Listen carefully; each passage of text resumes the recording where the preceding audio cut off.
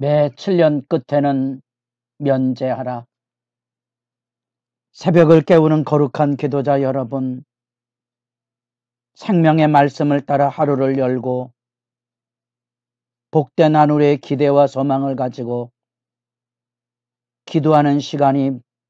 은혜의 풍성함으로 열려지기를 소망합니다. 오늘 우리가 읽어갈 하나님의 말씀은 신명기 15장 1절에서 23절까지의 말씀으로서 구원받은 하나님의 백성이 하나님의 언약 백성으로 지켜야 될 십계명, 그 다양한 율법의 구체적인 내용 중에 우린 12장부터 16장까지 예배에 대한 주 내용들을 지금 읽어가고 있는 겁니다. 우리가 잘 아는 십계명의 1계명, 2계명, 3계명, 4계명의 의미, 12장부터 하나님 앞에 탁하실 장소를 찾아가는 것, 그 규례를 지키는 것과 더불어 우상을 척결하고 하나님의 거룩한 백성으로서 먹는 문제까지 정과 부정함의 정결을 가지고 이제 여기 안식년으로 알려진 면제의 책임을 이루어가는, 어쩌면 예배 속에 담겨져 있는 이웃과의 평화로운 신앙 공동체를 이루는 넓은 개념들을 우리가 지금 구체적으로 읽어가고 있는 겁니다. 그런 점에서 우리에게 안식일을 지킨다, 주일을 지킨다는 그런 개념보다는 진정한 예배가 뭔지를 조금 더 폭넓게 생각하고 돌아보게 하는 그런 내용이 담겨져 있고, 어쩌면 말씀을 자세히 읽어가면 예수님께서 하나님의 계명을 산상수훈을 통하여 5장에서 7장까지 재해석하실 때 그 하나님의 뜻의 의미를 충분히 담아내고 있는 단락을 지금 우리가 읽어가고 있는 겁니다. 우리는 율법이란 말을 너무 믿음에 대조되는 개념으로서 마치 믿음은 행위가 없어도 되는 것처럼, 그래서 신앙의 윤리를 가볍게 여기는 풍토에 젖어 있기 때문에, 또 그것이 마치 옳은 믿음인 것처럼 절대적으로 생각하는 것 때문에 행함으로 구원받는다는 말, 그런 말들을 바르게 받아들이지 못하고 있는 현실의 안타까움을 가지고 말씀 읽어가십시오. 어떻게 믿음이 있는데 행함이 없겠습니까? 그런 말의 모순이고요. 누누이 강조하지만 로마서의 우리 신앙생활의 기초가 되는 이 로마서의 첫 장 1장과 26장에 믿음, 의, 순종이라는 말의 중요성을 새삼 생각해 보면, 우리가 안식일 또는 주일을 지킨다는 말 안에는 이웃을 돌보는,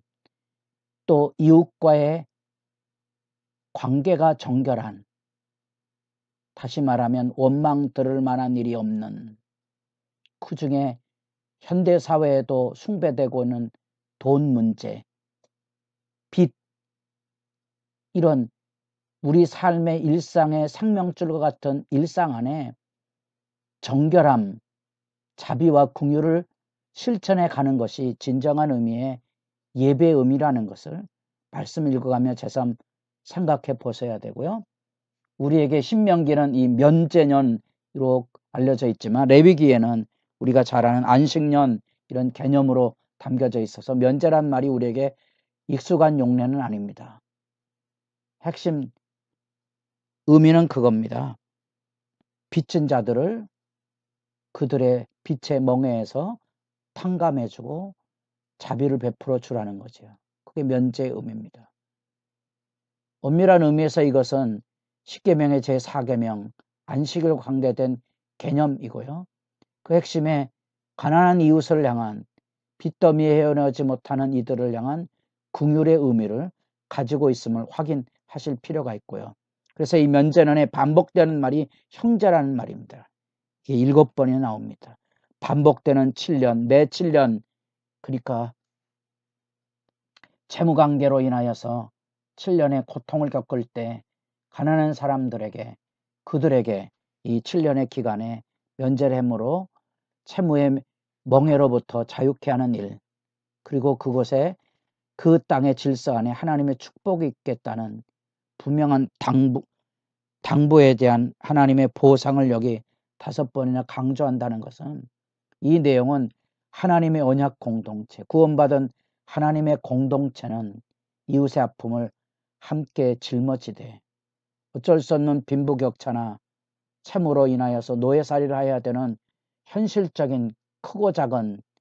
그런 악의 굴레들 앞에 신앙의 양심을 따라 덕 세우기를 원하는 말씀이 여기 담겨져 있는 거죠. 그래서 빚을 독촉하지 말고, 그들에게 대하여 완악한 마음을 품지 말고, 손을 움켜줘서 너만 잘 먹고 잘 사는 일에 매달리지 말도록 하고, 또 면전에 대해서 빚을 탕감하게 줄 경우 그 7년 차가 다가오면 빚을 가난한 사람들이 얻을 수 없는 입장이 되니까 악한 생각을 품지 말라고, 여기 구체적으로 손과 마음과 긍휼을 바라보는 그 눈, 이런 이야기들을 통하여 신앙의 따뜻함을 잃지 않기를 원하는 그 말씀의 권면이 담겨져 있습니다. 어쩌면 예수님께서 산상수훈에 나타났던 율법 해성의 실마리들을 우리가 이런 것에서도 분명히 우리가 찾아볼 수 있는 거죠. 뿐 아니라 히브리 종은 면제난이 아닌 종이 된 때로부터 7년이 지나면, 원래 레위기 25장에 신년 제도가 있습니다만 여기 신명기에는 신년에 대한 언급이 없지만, 면제난이 아닌 종이 된 때부터 매 7년에 그 노예, 종으로 팔려온 사람들을 풀어줄 것을 가르쳐주고, 그들을 풀어줄 때 빈손으로 가지 않도록 그들의 손을 채워주고 그 긍휼을 베풀어주고, 혹 나가서 스스로 경제 살림을 꾸려갈 수 없는 상황, 현실적인 아픔이 있고 주인이 그 종을 선대하였을 경우 귀를 뚫어서 영원한 종, 메인 종으로 살 수 있는 기회도 열어주고, 나아가서 사람뿐 아니라 처음 난 짐승, 그 정결 가축에 처음 난 것들은 마치 11조를 드리듯이 하나님께 드려서 그게 제사장 몫으로도 가고, 그것이 이웃과 기뻐 가족과 더불어 먹고 마시고 즐거워하는 삶의 축제가 되고, 혹이라도 그 처음 난 것에 흠이 있어 제물로 드리지 못할 경우 그것은 피를 쏟은 후에 이웃과 같이 나눠 먹을 것에 대한 규례, 우리가 보기에는 뭐 번거로운 이야기처럼 들려질지 모르지만 자세히 주의해서 읽어보면 하나님 앞에 바른 예배의 삶 안에 우리가 놀랍지만 이웃의 아픔을 돌아보는, 특별히 돈을 숭배하는 시대 문화 안에 경제적인 안식을 여기 들려주고 있다는 사실. 예수님께서 그래서 제물을 드리러 가다가 혹 이웃에게 원망 들을 만한 일이 생각나거든,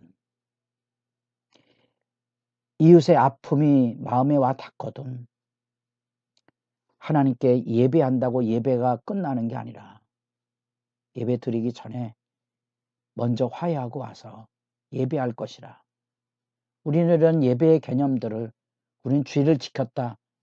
교회당 와서 안식일 지켰다, 이런 개념으로만 이해하기 때문에 성경이 말하고 있는 의미를 잘 되새김질하지 못하고 기도하지 못하고 자연히 실천도 하지 못하는 안타까움을 가지고 있습니다. 배나 더 우리가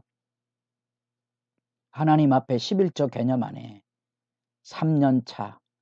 매 3년 또 6년 이런 3년차 기간 동안에 성읍에다 가난한 자들을 위한 기금을 만들어라는 세 번째 11조 개념은 우리는 전혀 이해가 없습니다. 왜 그럴까요? 우리가 하나님 말씀 앞에 이 신앙과 선한 양심의 이 자비의 실천에 대하여 하나님의 말씀, 그거는 예배가 아닌 것처럼, 그거는 우리가 여유가 되면 하고 아니면 말고, 우리의 예배를 하나님이 받으신다면 이웃의 아픔에 동참하는 경제 정의가 수반되어야 된다는 성경의 이런 실천적이고 고대 사회뿐 아니라 현대 사회에도 받아들이기 어려운 혁명적인 신앙의 질서를 이야기하고 있다는 사실을 유념하셔야 됩니다. 그래서 주로 가난으로 인한 빚과 그것으로 인하여서 노예살이하는 그런 곳에 이런 7년이 되면 풀어주고 자유를 베풀어 줄 뿐만 아니라 빈손으로 돌려보내지 말고 자립하여 다시 가난의 멍에나 떨어지지 않도록 돌보는 역사, 그 역사를 일깨워주고 있다는 사실입니다. 극한 가난 속에서도 열심히 일하는 풍토에 한국 사회 안에 경제적인 부강을 이루면서 나타난 빈부격차뿐 아니라 사회 문제로 자리하고 있는 그 노숙인들의 그런 문제들은 우리가 감당하기 어려운 현실입니다. 그러나 우리가 마음을 열을 필요가 있다는 사실은 결국 그것이 개인의 고통만이 아니고 공동체 전체의 아픔이고 고통이라는 사실이지요. 노동의 가치에 숭고함을 일깨우는 것과 더불어, 그래서 그리스도인들이 할 수 있거든, 집업의 귀천을 넘어서 건강한 노동의 땀 흘림의 가치뿐 아니라 아픔을 돌아볼 줄 아는 경제정의, 특별히 교회 안에 돈이 있어야 교회를 다닌다는 돈의 숭배로 얼룩진 시대적인 현실을 좀 유념해 보시고, 우리가 어떻게 하여야 가난하고 약한 자들이 돈 문제에 시험 들지 않고 행복한 신앙생활의 유대를 이루어갈 수 있을지 배나도 하나님 앞에 고민하며 기도하고 하나님 앞에 지혜를 구하는 소중한 시간이 여러분들을 통하여 마치 파장처럼 은혜의 생수가 넘치는 것처럼 열려질 수 있기를 바랍니다.